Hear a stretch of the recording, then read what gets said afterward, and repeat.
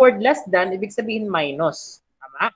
Tapos, pag sinabi mo naman pong 3 less than 5, we are going to write this one in a reverse order or reverse manner. So, 3 less than 5. Bakit po reverse? Kasi ang ginamit po na word is less than. So, this is just a review. Next, 4 more than x.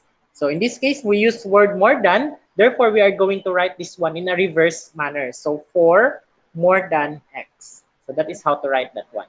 Okay, this is the lesson about when we were in the second week of our quarter number 2. So, today, we will be answering a pretest on our activity. So, what I know. So, our pretest is in quizzes format. It is 15 items, not 10 items, but 15 items using the quizzes app. So, the link will be sent on the chat box for a while.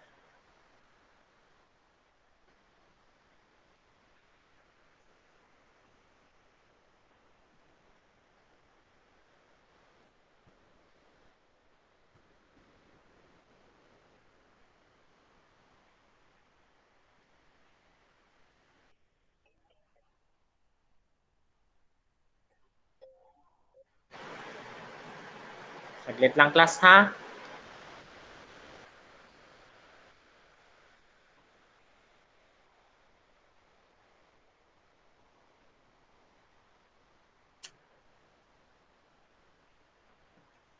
Okay, our link is, our code rather is 684149. Okay, kindly open your quizzes app or you may click the link on the chat box to enter and register your name. We are 11 all in all. So please register your name. Again, this is a pre-test. Therefore, we don't need to make it perfect. We don't need to make it correct as long as we know the answer, as long as we have the answer. Okay, our code is 684149. To those who come in late, please click the link on the chat box, 684149 for our code, using the quizzes app. So we are now 12 all in all.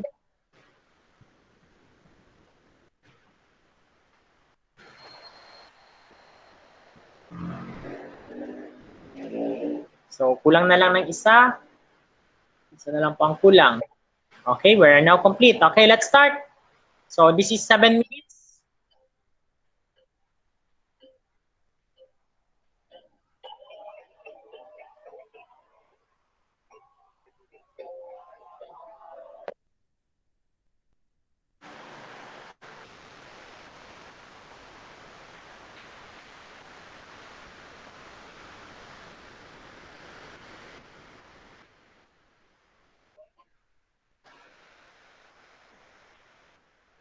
Okay, to those who came in late, please click the link for our quizzes game.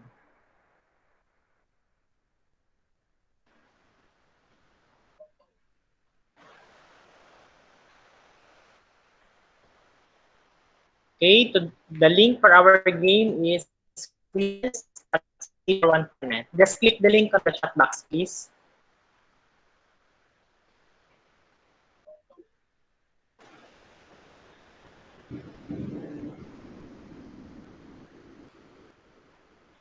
Click the link on the chat box for our game number 1.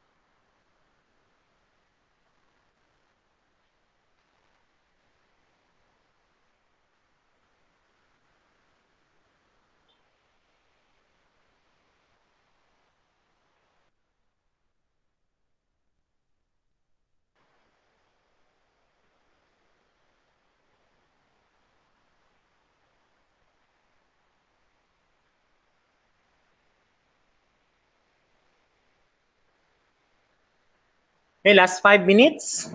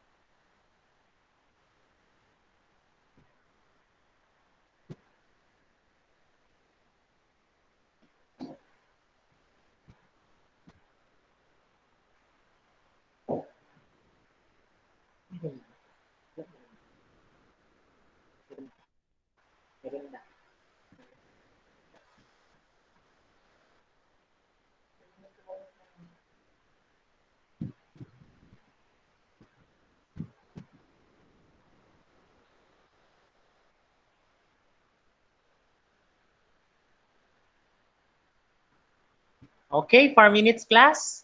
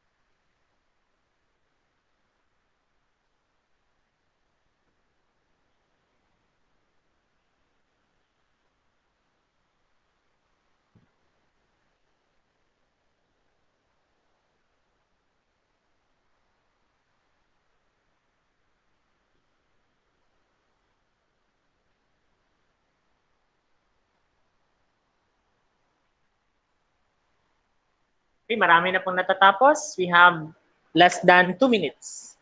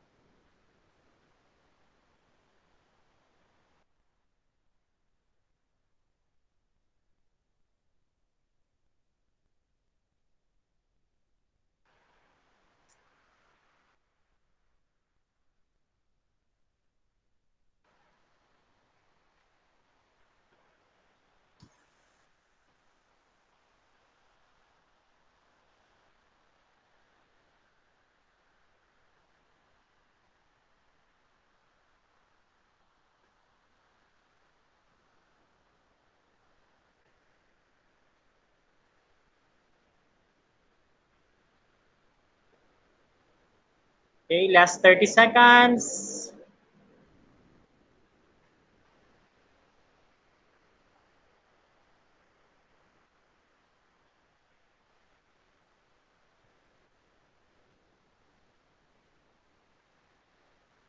And time's up, time's up, time's up. Okay. So based on the activity or the pretest that we have, the highest scorers are as follows. Okay, time's up na po. So pretest na po yan. You don't need to make it perfect. Pearl is the third, Angel is the second, and Carl is the highest scorer. Okay, congratulations po. Kahit pretest pa lang po, ang dami pong nakatama ng sagot. So what is that pretest all about? That pretest is all about the lessons in word problems involving algebraic expressions. So please copy the title for this week's lesson. So this is our day number 1. So please copy the title and type done if you're done.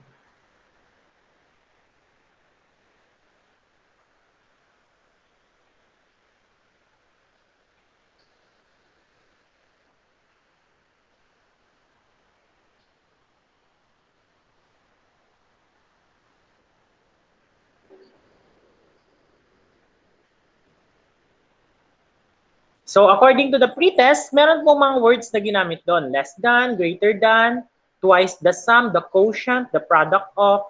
So those lessons were already discussed way back when we were in the second week of our mathematics in quarter 2. Binabalik natin siya ngayon for the reason that we will be talking about problem solvings or problem solving. Pero may twist. Lagyan natin siya ng algebraic expressions. So how do we solve that one? As we are going to solve that one later on, malalaman natin kung paano. Okay. Twice the number of A. For example, twice the number of X. Ganyan pala. So, this means twice the number of X, 2X. Twice is 2, tama? The number X, we don't know this number, kaya tinawag siyang X. Kaya 2X siya. Twice is multiply, thrice is multiply, 4 times is multiply. Kaya ganyan siya pagka-solve. So, as we have that one, we will be discussing the word problem. But before that one, we will have first a motivational game. So this is a maze chase by word wall. Maze chase po. Meron pong question sa baba. Hanapin niyo po yung sagot sa mga boxes.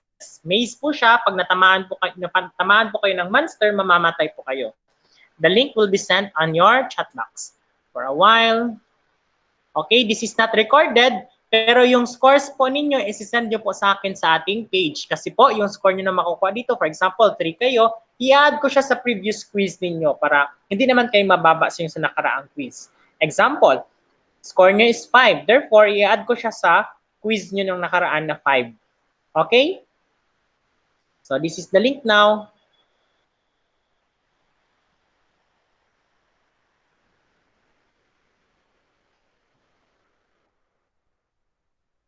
Okay, for 5 minutes.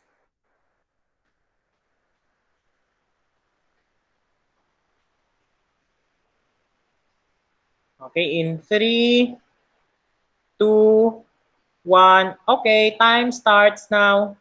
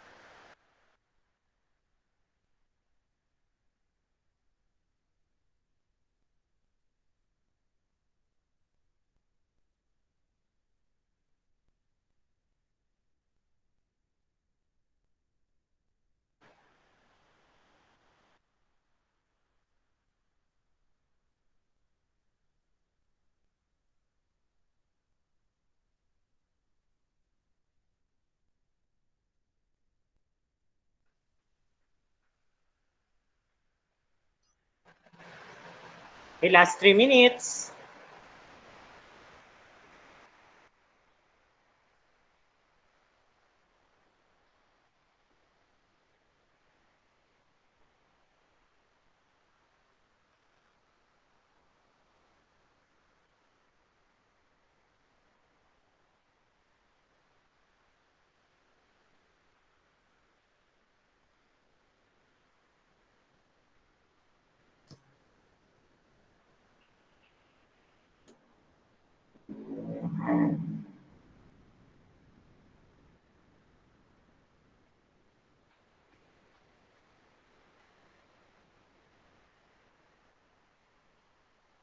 Last 2 minutes.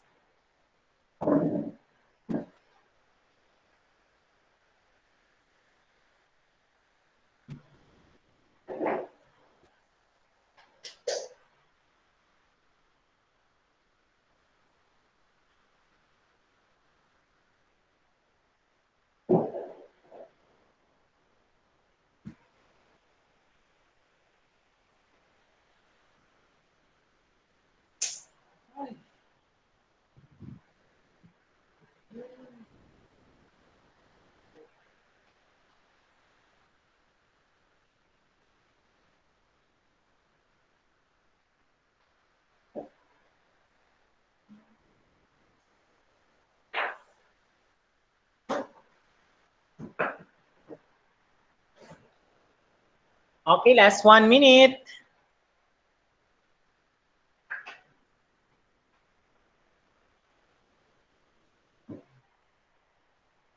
Okay, can you post your scores?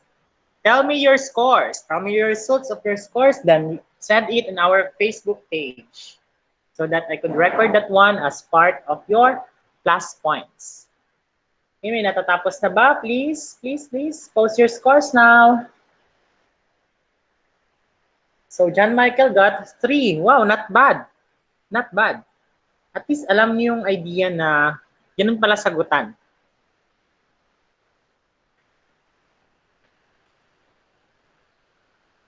Who else? Matthew also the same, 3.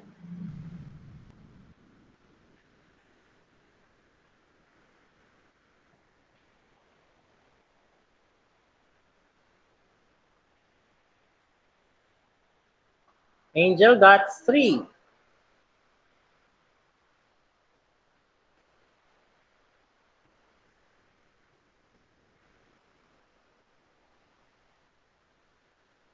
Asnia is also 3.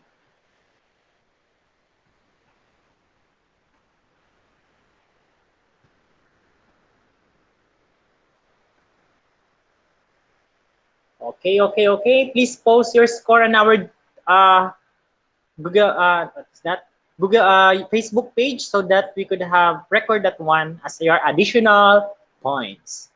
So today we will be learning to what we call the solving problems involving algebraic expressions. And of course, we are still on day 1. Astral is also 3. Wow, Carl is 4. Very good. So word problems. When you say word problems, these are what is the purpose or why we need to have a word problem. So you may not copy or you may not copy this one because this is already a lesson of the previous one. So we need to have word problems because this help develops one's reasoning and thinking power or thinking skills. Anong ibig sabihin yan? It develops our ability to reason out. It develops our ability to think deeply. So without this, without mathematics word problems, mahihirapan po tayo mag-isip ng malalim. So yun po yung purpose nun. Example, i-compare mo yung sarili mo na nag-aaral ng mathematics sa mga tao na hindi nag-aaral ng mathematics. Sila, mahihirapan po sila pag meron po silang problema, mahihirapan po sila mag-think ng maayos, very deep, in a deep manner. Yun po yung purpose nito. So, ang word problem po, ginatrain niya ang utak nyo na makakaya ng mag-solve ng problema na mag-isip kayo ng sobra-sobra. Ganun po yung purpose ng word problem. I-compare nyo sa mga tao na hindi nakapag-aral ng mathematics, sa kanila, pag meron silang problema, hindi na nila kaya isolve. Minsan nauuwi na sa suicide, nauuwi na sa pagkamatay nila. Yun po yung purpose ng word problem. Okay, next. Word problem is also helping us to build equations. The idea of getting or constructing equations in an accurate manner is through word problem. Ano po ibig sabihin ng accurate? Ibig sabihin po ito 100% correct.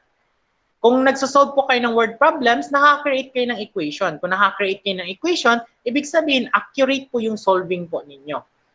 Next. These are the steps in answering a word problem. Una-una, of course, you are going to read that one. Siyempre, you could not understand a problem if you are not going to read it. Tama? Next, identify the unknown. When you say unknown, you are talking about the X, Y, Z. X, Y, or Z. Or any letters from the alphabet. Kapag hindi natin alam yung bagay tulad ng unknown, we could represent it by X, Y, or Z, or any letters from the alphabet. Pwedeng A, pwedeng M, pwedeng alpha, beta, pwede pong ganun. Next, kapag nalaman na natin yung unknown, we are now ready for the solving or solution. Pwede na po tayo mag-solve. Ano ba siya? Plus, minus, divide, times. And out of that solution or solving, we could interpret our solution. Ano tong interpret? Ibig sabihin ko na interpret, yun mang therefore na ginasabi ko. Therefore, the answer to the question is, babalikan natin yung question dito. Kapag nag-interpret ka po ng problem or ng solution, babalikan mo yung question. Kung yung question is how much the total cost, yung therefore mo, therefore the total cost of the product is. Maglagi kang start sa therefore. So yun po yung interpret your solution. Again, yung 4 steps po, una-una, read and understand. Second, identify the unknown. Third, solve. And the last one is interpret your solution. So Maria got 3, Asel got 3. Okay, so again, you may not copy this one as long as you have the title. So ito yung kailangan nyo kopyahin. So example, the durian cost X pesos per piece. How many will 3 dozens cost? Again, a durian costs 3 pesos per piece. Ay 3 pesos. X pesos per piece. Ano daw ang presyo? X pesos. We don't know the price. So therefore, gilagyan siya ng X. How many will 3 dozens cost? Okay, ang question is, how many will 3 dozens cost? Now, balikan natin yung 3 dozens. Ano po ba ang 1 dozen? Ilang piraso po ba ang 1 dozen? Anyone? Isang dosena. 7. 7? Ilan po ba ang isang dosena? So, if you know what is 1 dozen, wala po nakakaalam.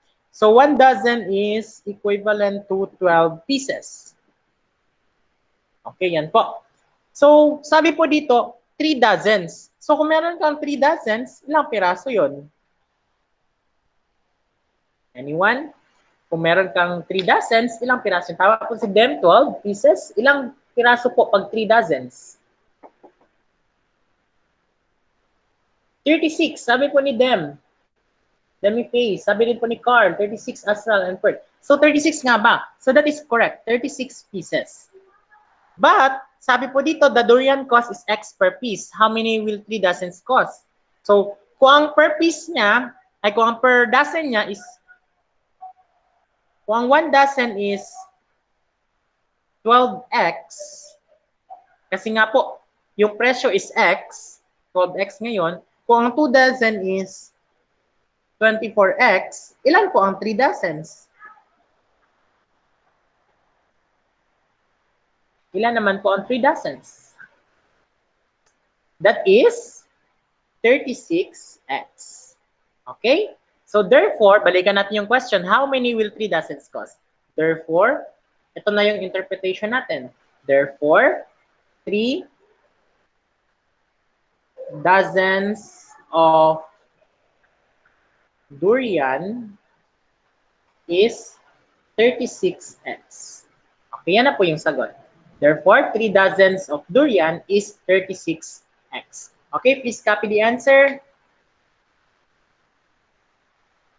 Then type done if you're done. Copy also the question.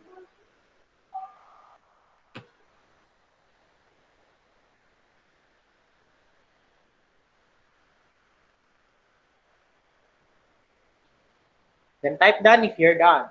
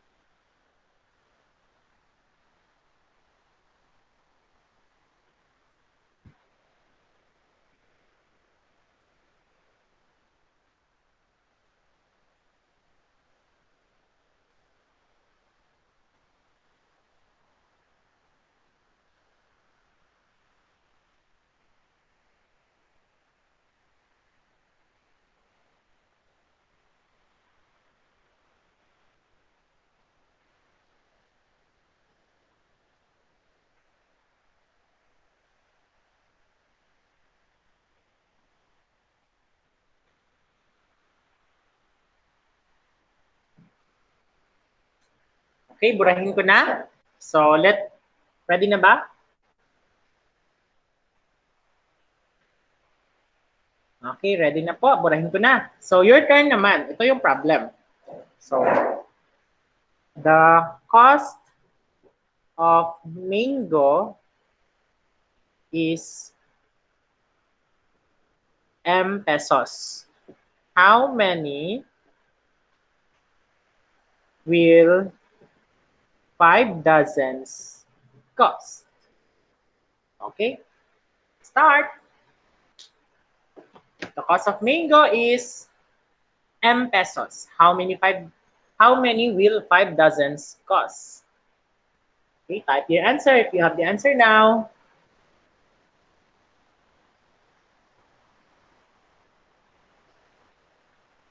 $60M from Carl. Zid has the same answer, same with Matthew. So, paano po ba nakuha si 60? Of course, i-types na natin sa 12. Tama nga ba ang sagot ninyo? So, 12 times 6, that is 12 times 5, that is 60. And our price is M. So, therefore, the answer is 60M. Okay, very good. Alam nyo na. Okay, next. Number 2 example. So, please copy the example number 2. So, Mark saves P pesos in his weekly allowance. So, si Mark daw, nag-save daw siya ng P pesos. The price is P or the amount is P. Then, pero sa isang week lang yun siya. So, the question here is, how much will he save in 3 weeks? So, kung ang 1 week, allow me to erase this one. So, kung ang 1 week po na masave niya is 1P for 1 week, so 2P for 2 weeks, ilan po ang masisave niya? Sa letter A na tayo. Ilan po ang masisave niya sa 3 weeks? Type your answer in the chat box. Ilan po kaya ang masisave niya sa 3 weeks? From Asia, we have 3P. Matthew, the same answer. Okay, 3P nga ba? Zid, Angel, 3P. Wala pong pagkakaiba. 3P po lahat. So 3P, of course. The answer here is 3P for 3 weeks. Tama? Okay, very good. Next, sa letter B naman. How much is his savings for 4 months? Take note, sa isang month, merong 4 na weeks. So kung 4 months siya, ilan po yun? Sa isang buwan, merong 4 na weeks. 4 months po as niya. 4 months. Hindi po 4 weeks. 4 months. So ilan po kaya? 16P according to us niya. Kasi daw, sa isang buwan, merong 4 na linggo. 16P, 16P, Matthew, Zid, Jan, Angel, 16, Francesca, 16. Okay. Astral is also 16. 16 nga ba? So kung sa isang buwan, merong 4 weeks, so 4 months man, 4 times 4, magiging 16. So tama po ang sagot niya, 16P. Okay, very good. Alam niyo na. Okay, next. Are you done? This is the answer. Okay, if you're done, please type done.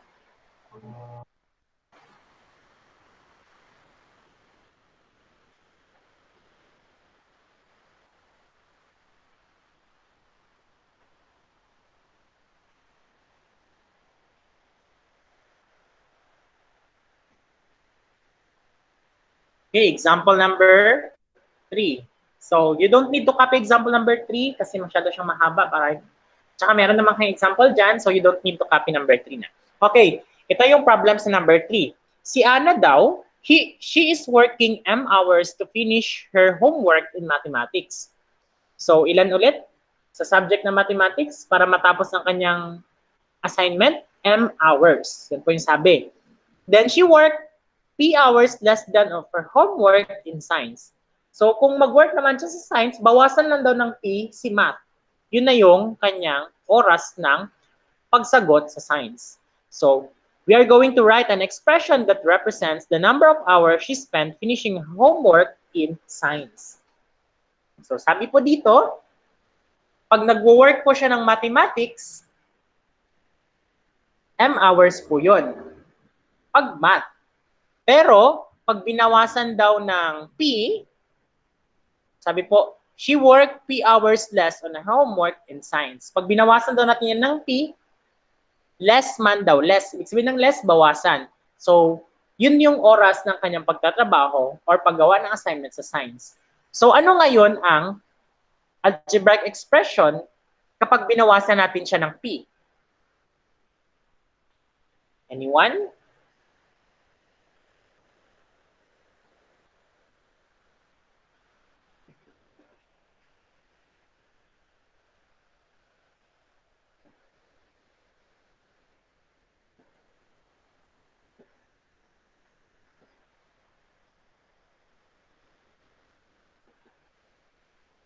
Anyone? Anyone? Again, yung M po, yun po yung oras para matapos yung math na assignment. Pero pag binawasan mo daw yan ng P, yun naman yung work niya kapag science.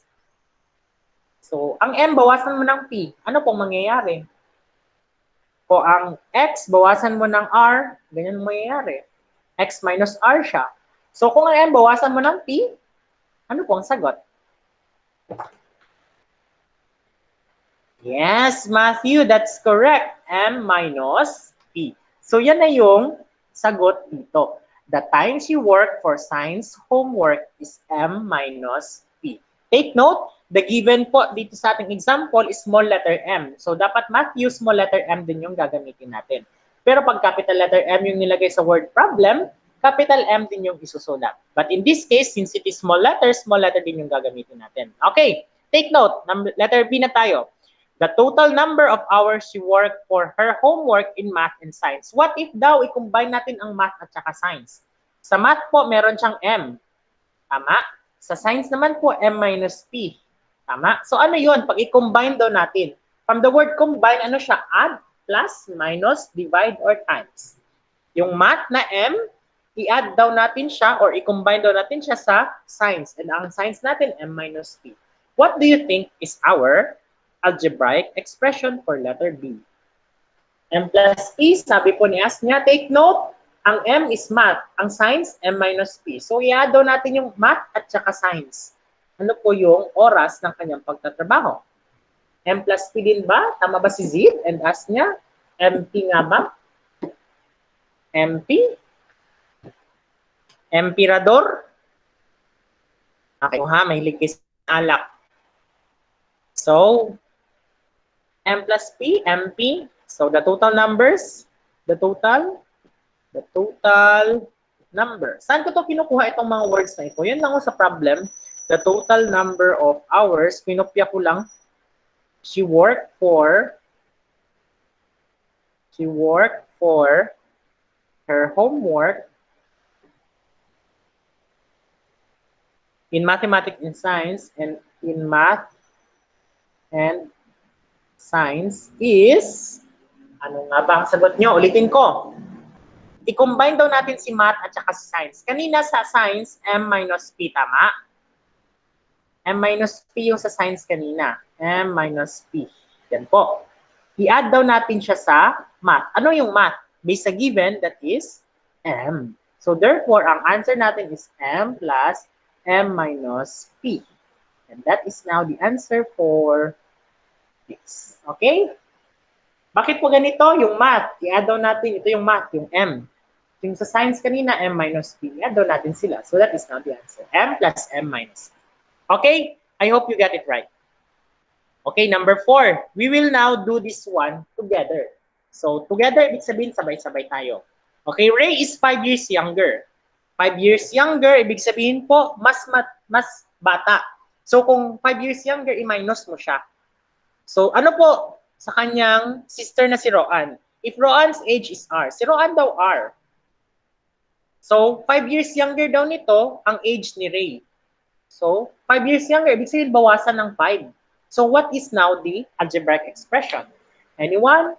I-type lang po sa chat box. Ito yung age ni Roan, bawasan daw ng 5. Yun daw yung age ni Ray. 5 minus R. Matthew, 5 minus R nga ba? Take note, maggumamit lang po ng reverse na pag-subtract kapag gumagamit ng less than at saka less than. Yan po ang reverse. Pero in this case, di naman siya gumamit ng word na less than, so hindi po siya reverse pagkasulat. Tama po si Asnya and Pearl, R minus 5. Kaso lang, the letter is capital R, kaya dapat capital R din yung gagamitin. Okay, very good. Alam nyo na. R minus 5. Okay, next, number 5. There are B people on a bus. Meron daw B people sa bus. Okay, B people on the bus. The next stop is 7. The next stop, 7 people get off. So, ilan yun? Binawasan daw, get off is bumaba. So, ano mangyayari? B, anyone on the chat box, please? Meron daw B na tao sa bus. Kaso lang bumaba ang 7. Bumaba. Ilan na lahat yun? B, what is that? What's the answer? Yes, that is, from us niya, B minus 7, Matthew B minus 7, Asra B minus 7, Pearl B minus 7. Let's find out. B minus 7 nga ba? Yes, Carl, B minus 7 nga ba? Since bumaba ang 7, minus 7. Very good. Tapos, after next stop, may sumakay. 10 more get on. So, anong mangyayari dito? Anong idudugtong ko? May sumakay man doon na 10. Aside sa bumaba na 7, may sumakay pa na 10. So, mali. Hindi po B plus 10. Again, may bumaba na 7, tapos may sumakay pa na 10. Ano po mangyayari? Matthew, ano po as niya? Hindi po yan ang sagot. Ulitin ko. Una-una, bumaba si 7. Tapos may sumakay na naman na 10. Ano po mangyayari? As niya, B minus 7 plus 10. B minus 7 plus 10. Kay Asra, naka-parenthesis. It's the same. So, yan nga ba? So, may sumakay man ulit. B plus 10. Okay? Kapag isolve natin siya, B, 7 minus 10. Okay? May utang ka na 7. Meron kang binayad na 10. So, may sukli ka pa na 3. So, ang sagot dyan is B plus 3. And this is now the final answer. Okay?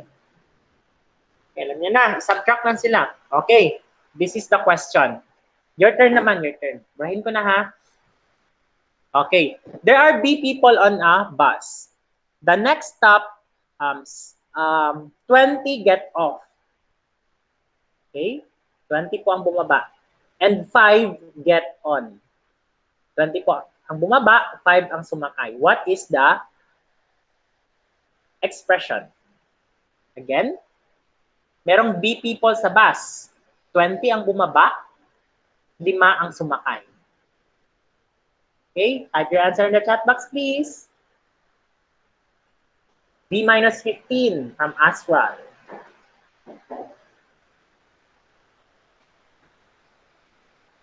So others, again, merong B people sa bus, 20 ang bumaba, 5 ang umakyat.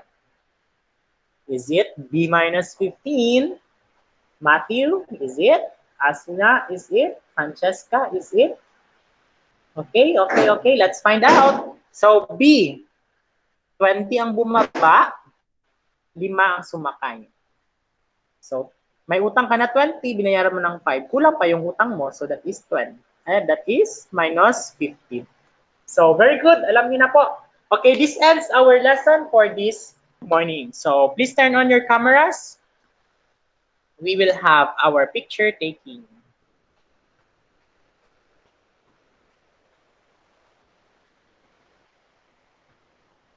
Okay, in 3, 2, 1, smile. Okay, goodbye everyone. I hope you enjoy our class today. Bye, Bye, sir. sir. Bye, Bye, sir. sir. Thank you po. Bye. Bye. Bye. Bye. Bye. Bye. Bye.